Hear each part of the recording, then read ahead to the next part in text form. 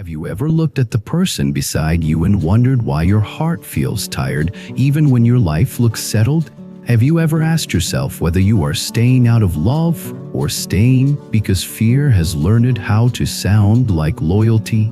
Welcome back to the channel. Today we are going to walk into a topic that can feel uncomfortable, but it can also set you free. Many people stay trapped for years because they do not have language for what they are experiencing. They say it is normal. They say every marriage is hard. They say maybe this is just how love feels after time. But deep down, they keep hearing a quieter question that refuses to disappear. Am I in a karmic marriage? When I say karmic, I do not mean cursed. I do not mean doomed. I mean unfinished learning. I mean a relationship that keeps repeating the same emotional lesson until the soul finally understands it. Some relationships are medicine. Some are mirrors. Some are classrooms. A karmic marriage can be a classroom that becomes a prison only when you refuse to learn what it came to teach. Here are the two core wounds we will explore through story and reflection. First, a karmic marriage often feels like a loop. You keep having the same fight with different words. You keep promising change, then returning to the same pain. Second, the way out is not always divorce, and it is not always staying. The way out is awakening. It is wisdom. It is seeing clearly, taking responsibility for your part, and choosing compassion without self-betrayal. Let me tell you a story that begins in a place many people recognize. There was a woman I will call Annika, not her real name. Annika was the kind of person others leaned on. She grew up learning that love was something you earned by being useful. When she was a child, she could sense the weather in the house, not the outdoor weather, the emotional weather. She could tell when her mother was about to cry and when her father was about to become distant. So she became skilled. She became the quiet helper. She became the peacemaker. She became the one who did not ask for too much. When Annika became an adult, she carried that same pattern into relationships. She chose people who needed her. At first, it felt meaningful. She felt special because someone depended on her. She felt safe because she knew the rules. If I give enough, I will be loved. If I tolerate enough, I will be chosen. If I stay calm, I will keep the peace. Then she met a man I will call Rowan. Rowan was charming in the way that made rooms feel brighter.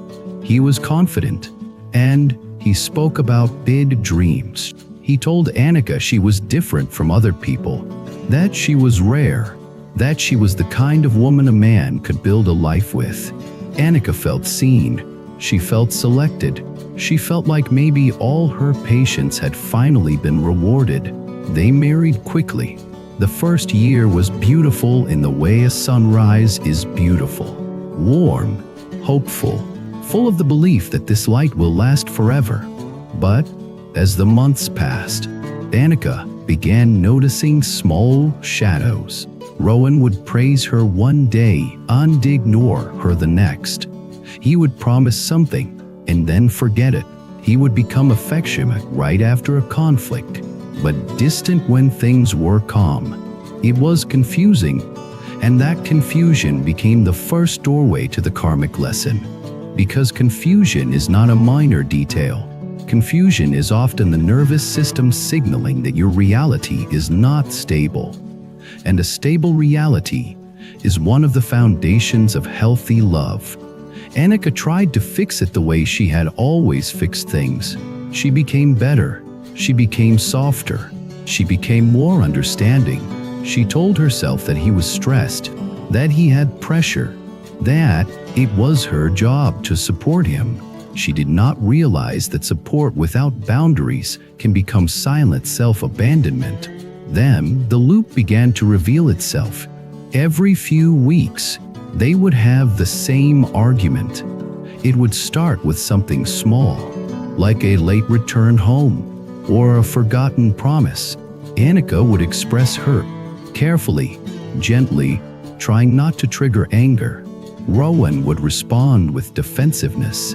He would say she was overthinking. He would say she was too sensitive.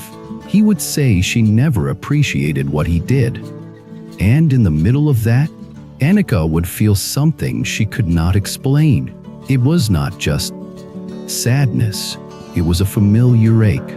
It was the ache of childhood, the ache of having to prove she deserved care. After each argument, there would be a brief honeymoon. Rowan would become sweet. He would apologize in a way that sounded sincere but never changed behavior. He would buy gifts. He would plan a small trip. He would speak about the future. Annika would feel relief. She would think, maybe this time is different. And then, slowly, the same pattern would return. That is what a karmic loop often feels like. Not constant disaster. It is cycles. It is highs and lows. It is intensity that replaces peace. It is a relationship that trains your body to live in anticipation rather than rest. Now, when people hear karmic marriage, they sometimes imagine something mystical, like an invisible chain from a past life. But you do not need mystical language to understand karma. Karma is cause and effect. Karma is the momentum of patterns. Karma is what happens when unhealed wounds keep making choices on your behalf. Annika did not choose Rowan by accident. Rowan matched something in her, not her happiness, but her wound. He matched the part of her that believed love must be earned. And Annika matched something in him. She matched the part of him that wanted devotion without accountability. Their marriage was not just romance. It was a mirror, reflecting what each needed to heal. This is where wisdom begins. When you stop asking, why is this happening to me? And you start asking, what is this trying to teach me? Annika began searching for answers. She talked to friends. Some told her to be patient. Some told her to leave. Some told her every marriage is like this. But none of that helped, because she was not looking for opinions. She was looking for clarity. One night, after another argument, she sat alone in the quiet and asked herself a question that felt like standing on the edge of a cliff. If nothing changes, can I live like this for 10 more years? The body answers questions before the mind does. Her throat tightened. Her stomach dropped. Her eyes filled with tears. That was her first moment of truth. Then another moment arrived, and it came in an unexpected way. A neighbor, an older woman who always seemed calm, saw Annika one morning and said, "You look like someone carrying a heavy bag you do not have to carry." It was not judgment. It was simple kindness. And for some reason, that sentence cracked something open. Annika realized she had been carrying the entire emotional weight of the marriage. She had been managing his moods, avoiding his triggers, editing her own needs, smoothing every conflict, trying to keep the relationship alive by sacrificing herself little by little. She went home and looked at herself in the mirror. She tried to remember the last time she felt truly safe with him. Not excited, not relieved, safe. She could not find the memory. This is one of the clearest signs that a marriage has turned karmic in a painful way. When safety disappears, love becomes effort. And when love becomes effort without nourishment, the soul starts to starve. But I want to be careful here. A karmic marriage is not automatically a bad marriage. Sometimes it is simply intense growth. Sometimes two people with wounds are learning together, and it is messy, but it is honest, and it evolves. The question is not whether there is conflict. The question is whether there is transformation. So Annika did something brave. She stopped trying to win arguments, and she started naming patterns. She told Rowan, "I feel like we repeat the same cycle. We fight, we make up, And then nothing changes. I want to understand what is happening between us.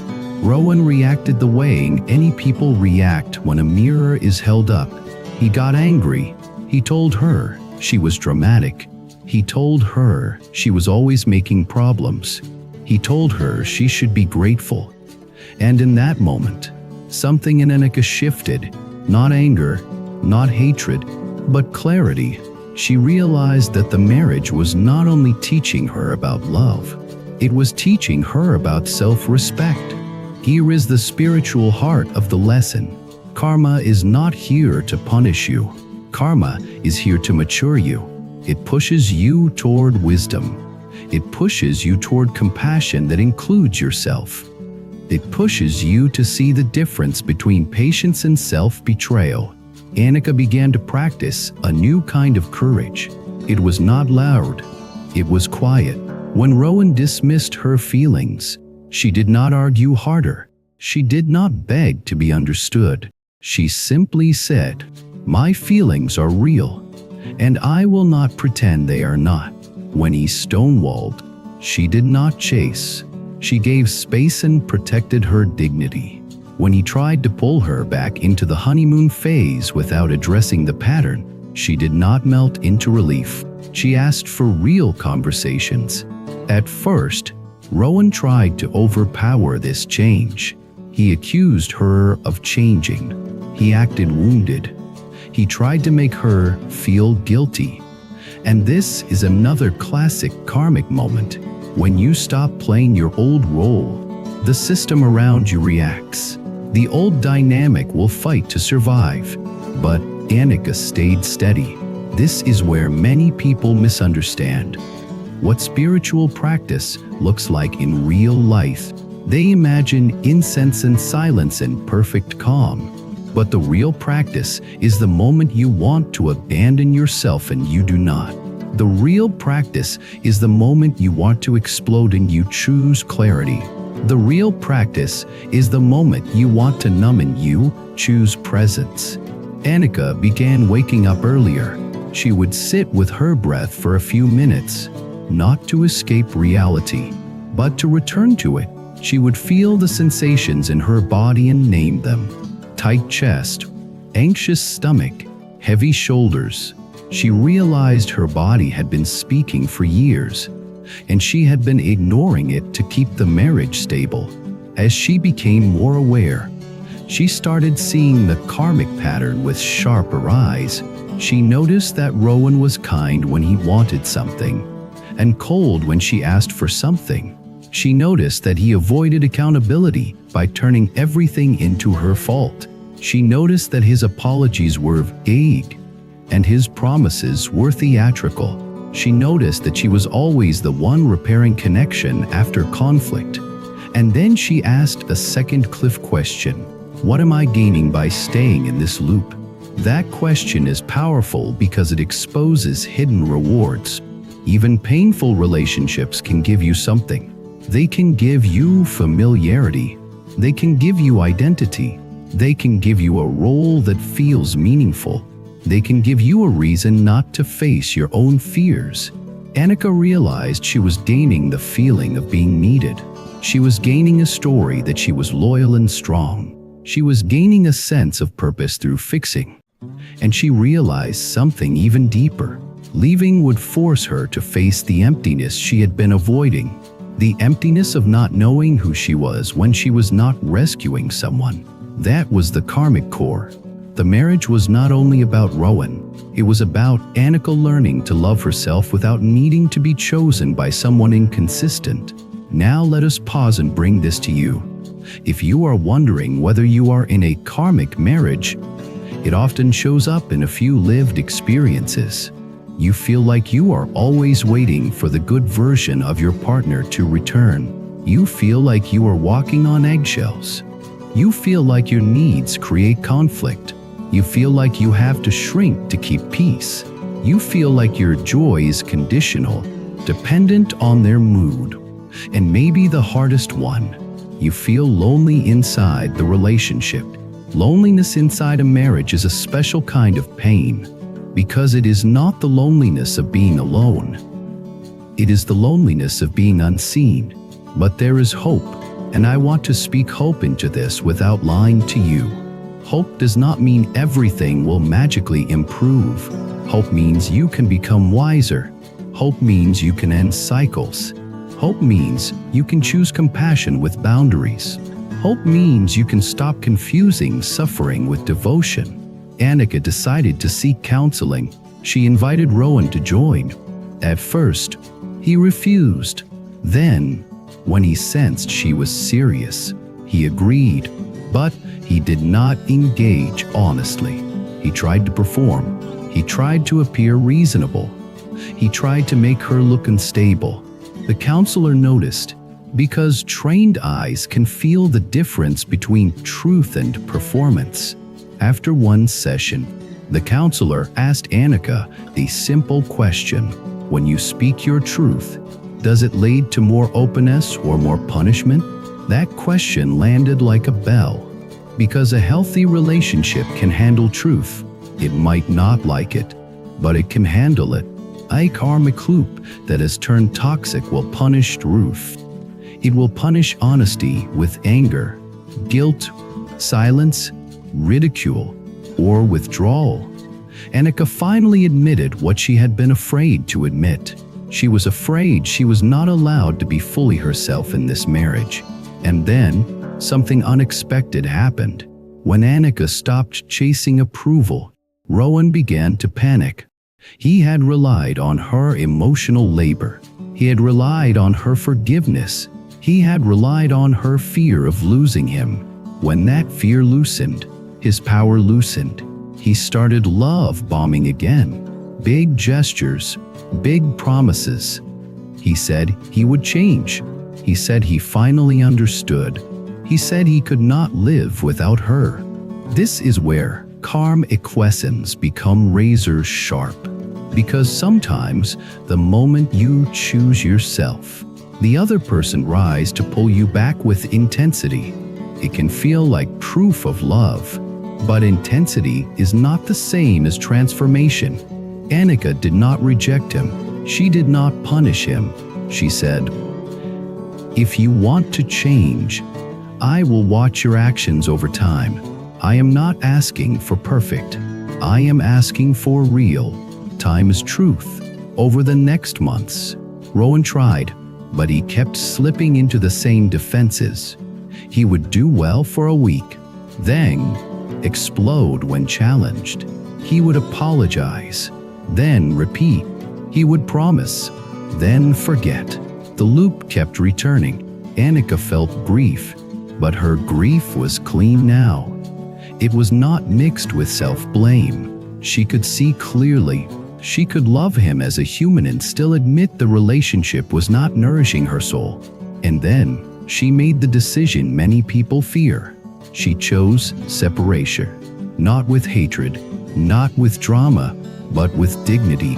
She told him, "I wish you well, and I hope you heal, but I cannot keep learning the same lesson in the same way." Some people watching this might think separation means failure. But sometimes separation is graduation. Sometimes it is the only way karma completes. Because the lesson is not to stay and suffer. The lesson is to become awake enough to stop repeating pain. After she left, something strange happened. Her body relaxed. She slept deeper than she had slept in years. Her appetite returned. She noticed colors again. She noticed music again. She noticed her own laughter again. She also felt waves of sadness, because losing a marriage is still a loss, even when it is necessary. But the sadness did not feel like drowning. It felt like rain washing a window. In the months that followed, she faced the part of her that had always been afraid. She faced loneliness. She faced the question of identity. She faced the childhood belief that love must be earned. She began rebuilding her life around self-respect rather than approval. And this is the point where the story becomes spiritual in the deepest sense. Because the end of a karmic marriage is not only about leaving someone, It is about leaving a version of yourself that was trained to accept less than you deserve. Annika began to forgive, not to excuse harm, but to release the chain inside her. She forgave herself for staying so long. She forgave her younger self for thinking love meant endurance. She forgave Rowan for being wounded, while still refusing to return to the wound. Forgiveness without boundaries is a door back into pain. Boundaries without forgiveness is a prison you carry. The middle path is wisdom. Now, I want to offer a different angle, because not all karmic marriages end in separation. Some end in transformation. Sometimes both partners wake up. So let us imagine another couple. Because your story may be different, we will call them Dev and Mira. Dev grew up with a father who never apologized. In his world, admitting fault was weakness. Mira grew up with a mother who apologized for everything, even things she did not do. In her world, peace was bought by self-erasure. They married, and their karmas met. When conflict happened, Dev became defensive and cold. Mira became apologetic and anxious. Dev felt attacked. Mira felt abandoned. The loop repeated. But one day, after a particularly painful argument, Dev saw Mira shaking as she tried to explain her feelings. He realized she was not trying to control him. She was trying to feel safe. Something in him softened. He asked himself, why does her emotion feel like an attack? That question opened his childhood. He remembered being punished for feelings. He remembered being mocked for sensitivity. He realized he had been trained to treat emotion as danger. Mira, in the same week, asked herself, why do I apologize even when I am hurt? That question opened her childhood. She remembered being blamed for other people's moods. She remembered learning that love meant taking responsibility for everything. Both of them began to practice new responses. Dev practiced staying present when he wanted to withdraw. Mira practiced speaking needs without apologizing for having them. They went to counseling, not to win, but to understand. Over time, the loop weakened. The karma completed through awareness. This is what people miss. Karma is not fate. Karma is momentum. Momentum can be redirected. So if you are listening and you are wondering, is this karmic marriage a sentence or classroom? Ask yourself one question. Are we both willing to learn? Because one person can do a lot of inner work, but a relationship cannot transform if only one person evolves while the other refuses accountability. Now, let me bring in something deeper, something that feels almost like a spiritual law. Your relationships are not random. They are invitations. They invite you into awakening. They invite you into compassion. They invite you into courage. They invite you into a more honest version of yourself. Karmic marriage often appears when you are ready to stop living unconsciously. It forces you to confront your patterns, your attachments, your fears, your hunger for approval, your confusion between loyalty and self-sacrifice. And even if it hurts, there is a gift. The gift is wisdom. Wisdom is not just knowing spiritual words. Wisdom is knowing what to do when your heart is shaking.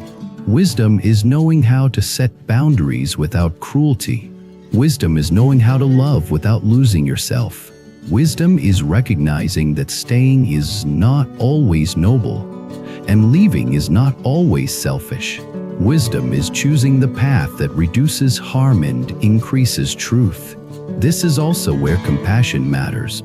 When people talk about karmic relationships, they sometimes turn it into a villain story. They label the partner as purely evil. Sometimes there is abuse, and abuse is real, and it must be named. But even then, the deepest goal is not hatred.